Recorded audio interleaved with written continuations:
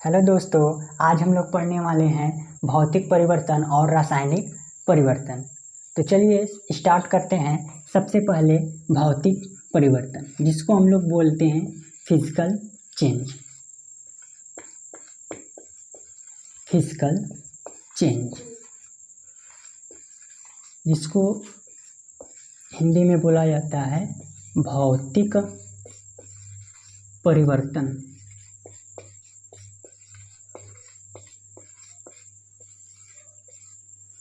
तो आइए इसका डिफिनीशन देखते हैं कि भौतिक परिवर्तन आखिर कहते किसे हैं। तो भौतिक परिवर्तन क्या होता है? भौतिक परिवर्तन वे परिवर्तन होते हैं जिसमें कोई भी मैटर का या कोई भी सब्सटेंस का ओनली फिजिकल प्रॉपर्टीज ही चेंज हो पाता है। केमिकल प्रॉपर्टी उसकी नहीं चेंज होगी, केवल फिजिकल प्रॉपर्टी ही चेंज होगी। जैसे उसका शेप चेंज हो जाएगा, कलर चेंज हो जाएगा, साइज चेंज हो जाएगा। और केमिकल प्रॉपर्टी जो होगी उसमें थोड़ा सा भी परिवर्तन नहीं आएगा। और क्या होता है कि जितने भी फिजिकल चेंज होंगे उसमें कोई भी न्यू सब्सटेंस कभी भी नहीं फॉर्म होता।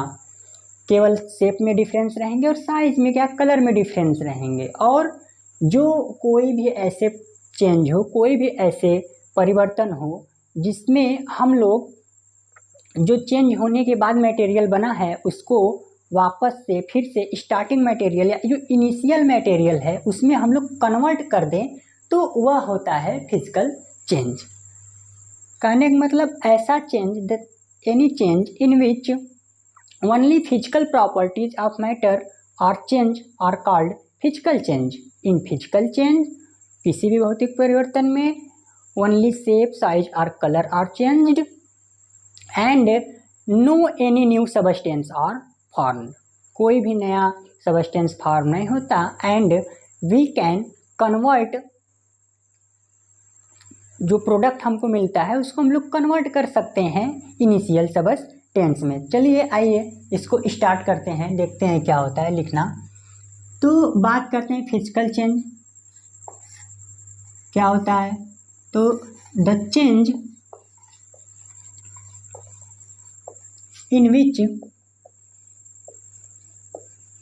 in which only physical properties of matter, only physical properties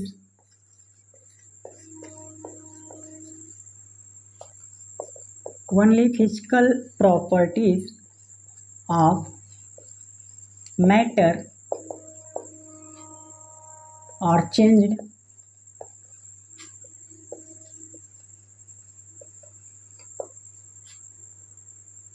are called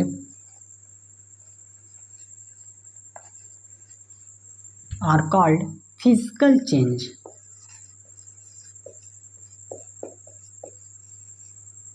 Physical change, the change in which only physical properties of matter or change are called physical change.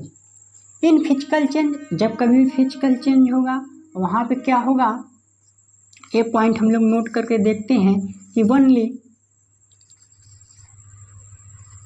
Shape, size, colour are changed. Only यही सब change होते हैं।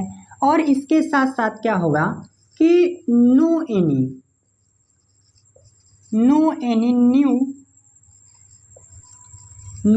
New substance और matter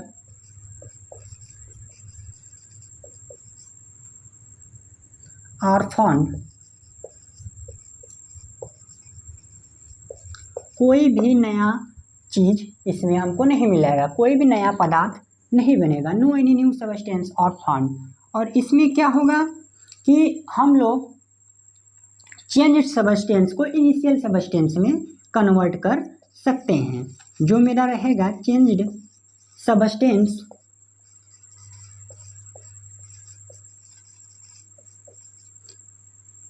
are convertible in initial substance. Initial substance और starting substance में हम लोग convert कर सकते हैं। मतलब चेंज के बाद जो हमको मटेरियल या सबस्टेंस फॉर्म होकर मिलेगा, हम उसको ईजिली क्या कर सकते हैं, इनिशियल सबस्टेंस में कन्वर्ट कर सकते हैं। अभी इसका हम लोग एग्जांपल देखेंगे, उदाहरण देखेंगे तो बहुत ही आसानी से क्लियर हो जाएगा। और इसमें क्या होता है कि इसमें हम लोग चेंज कर सकते हैं सबस्टेंस को इनिशियल सबस्टेंस में, इसीलिए हम कहते हैं कि दिस चेंज आर रिवर्सिबल। क्या होता है कि this change are reversible, this changes are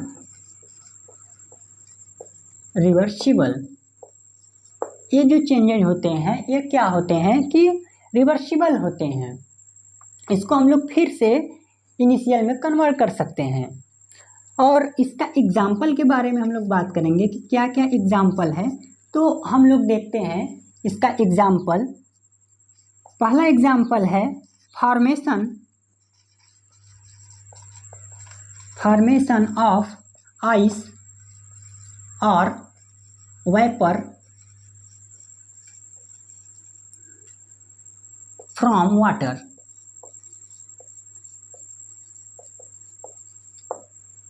पानी से बर्फ का बनना या भाप का बनना, फॉर्मेशन ऑफ आइस और वेपर फ्रॉम वाटर।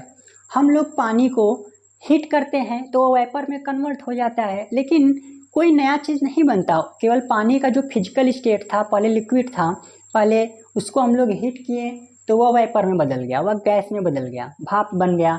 अब हम लोग उसको क्या करेंगे, फिर से अगर ठंडा करेंगे तो वह फिर से पानी में बदल जाएगा। इसी तरह आइस है, जब हम लोग फ्रीज करते हैं आइस, पानी को जब वाटर लेते हैं उसको फ्रीज करते हैं तो वह आइस में कन्वर्ट हो जाता है। लेकिन जैसे ही हम लोग उसको फिर से हीट देना चालू स्टार्ट करते हैं, इसको गर्म करते हैं, तो जो आइस है यह कन्वर्ट होकर वाटर में बदल जाता है। मतलब हम इसमें जो मेरा मटेरियल है उसमें हम लोग इनिशियल को आराम से मिल जा रहा है।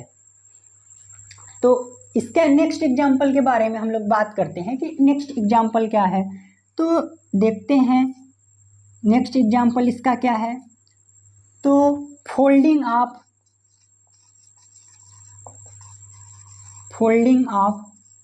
पेपर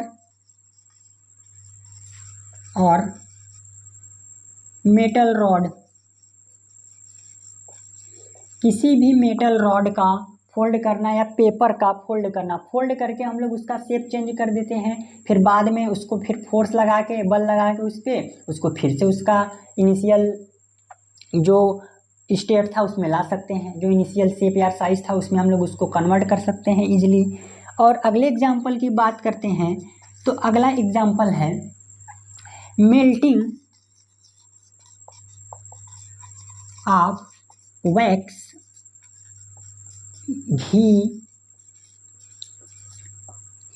कोई भी वैक्स हो या घी हो, इसका मेल्टिंग करना, पिघलना। हम लोग कोई सी भी वैक्स को या फिर घी को जब हीट में रखते हैं, धूप में रखते हैं, तो क्या होता है, मेल्ट होके वह लिक्विड में बदल जाता है, सॉलिड से। और जैसे ही हम लोग उसको टेम्परेचर कम करने लगते हैं, फिर से टेम्परेचर कम करते हैं, तो वह फिर से जो वैक्स होता है या घी होता है जमना चालू हो जाता है।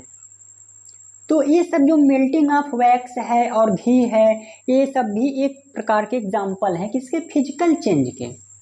मतलब ऐसे सभी एग्जाम्पल जिसमें नया सबस्टेंस न बने और कोई भी सबस्टेंस हो, बनने के बाद उसको हम लोग कन्वर्ट कर सके इनिशियल सबस्टेंस में, वे सभी सबस्टेंस कहलाते हैं। वो सभी सबस्टेंस में वे सभी चेंज जो कहलाते हैं वे सभी फिजिकल चेंज कहलाते हैं। और एग्जाम्पल आप लोग जानते ही होंगे। तो इसमें ज़्यादा से ज़्यादा एग्जाम्पल्स आप लोग करिए प्रैक्टिस और कमेंट करिए कि और क्या फिजिकल चेंज के उदाहरण होते हैं। तो आइए हम लोग नेक्स्ट चेंज की बात करते हैं, केमिकल चेंज। जो नेक्स्ट एग्जाम्पल है हम लोग का केमिकल चेंज के बारे में हम लोग बात करते हैं। चलिए देखते हैं केमिकल चेंज क्या होता है।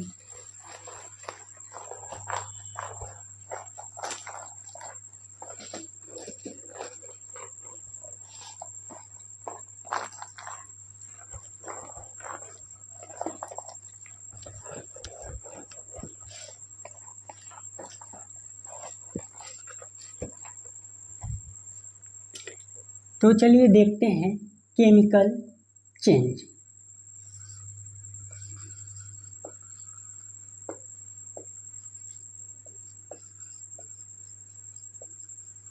केमिकल चेंज क्या होता है?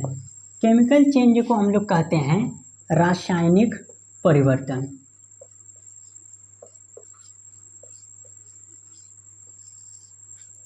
रासायनिक परिवर्तन।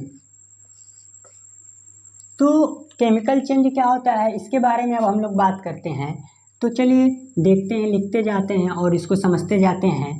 द चेंज, ऐसा कोई भी change, the change in which chemical property, chemical properties of substance or matter, substance or matter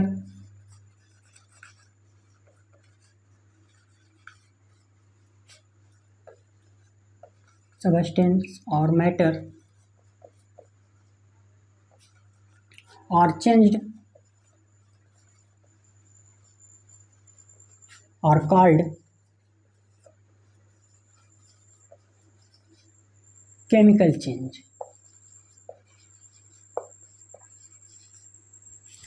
are called chemical change। मतलब ऐसा कोई भी परिवर्तन, ऐसा कोई भी चेंज जिसमें मटेरियल का या मैटर का जो हम लोग लिए हैं उसका केमिकल प्रॉपर्टी ही बदल जाए, तो उस चेंज को हम लोग कहते हैं केमिकल चेंज होता है।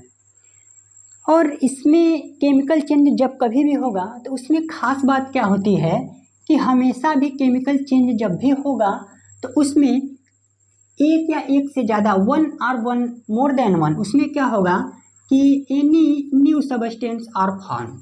कभी भी जब यह होगा तो उसमें क्या होगा, एनी न्यू सबस्टेंस, एक या एक से ज़्यादा हमको नए पदार्थ मिलते हैं बने हुए, any new substance are formed.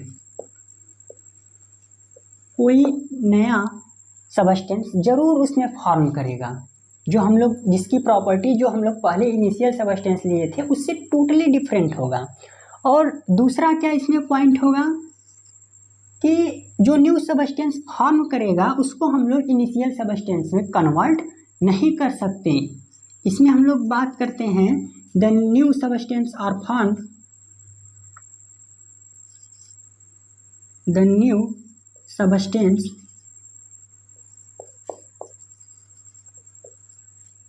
are formed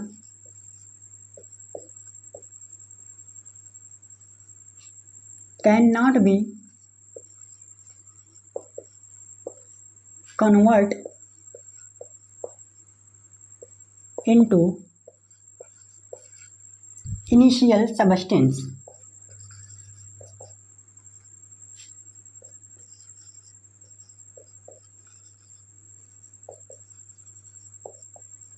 जो मेरा न्यू सबस्टेंस फॉर्म करेगा हम उसको कभी भी इनिशियल सबस्टेंस में कन्वर्ट नहीं कर सकते।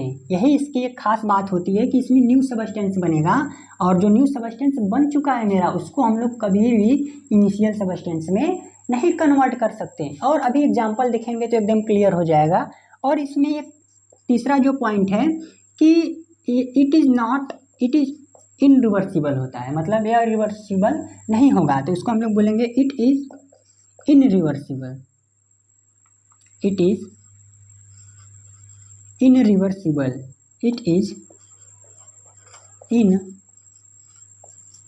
इनरिवर्सिबल।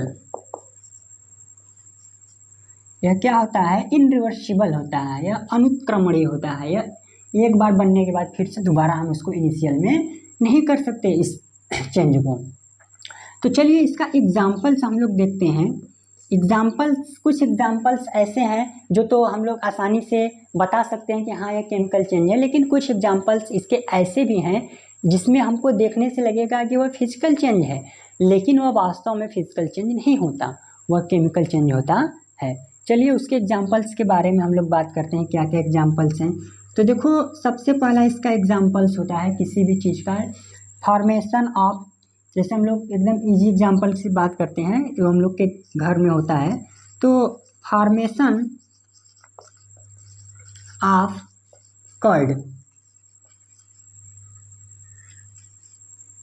From milk.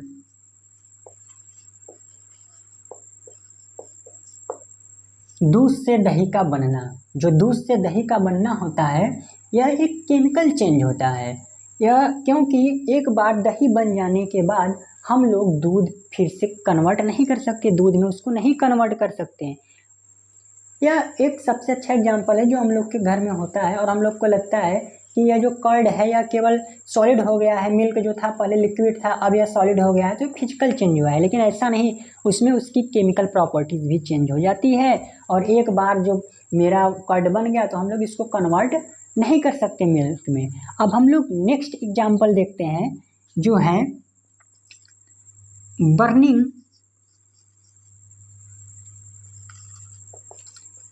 बर्निंग ऑफ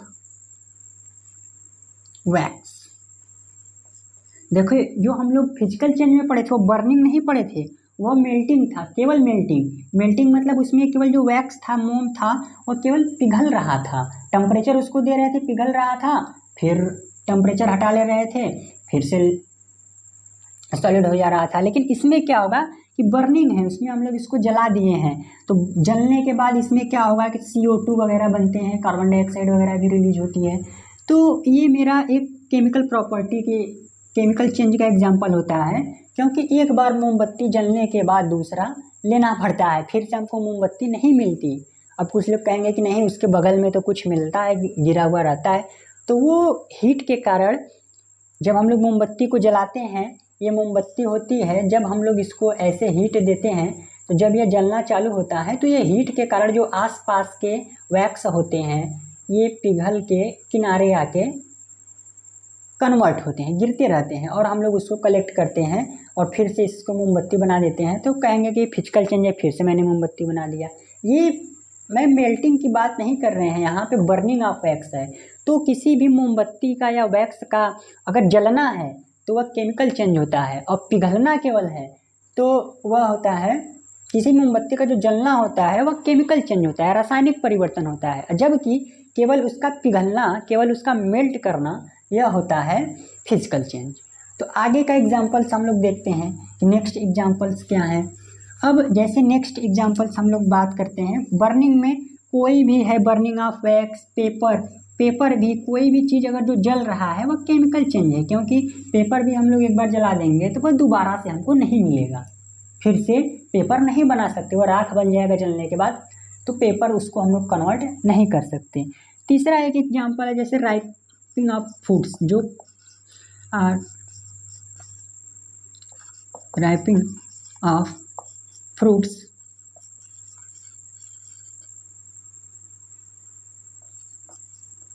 और वेजिटेबल्स।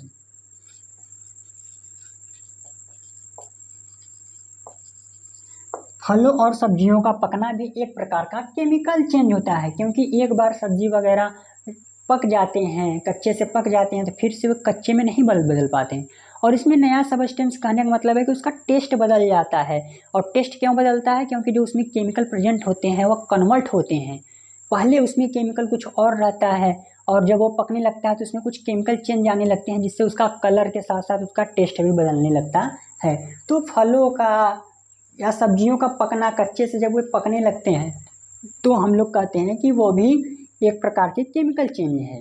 जैसे कच्चा आम का टेस्ट अलग होता है, पक्के आम का टेस्ट अलग होता है, तो ये सब केमिकल चेंज के कारण ही होते हैं। और अगला एग्जाम्पल्स की हम लोग बात करें केमिकल चेंज में, तो जो हम लोग से अक्सर पूछा जाता है और हम लोग को लगता है कि वो फिजिकल चेंज है, जो है rusting, rusting of metals, rusting of metals.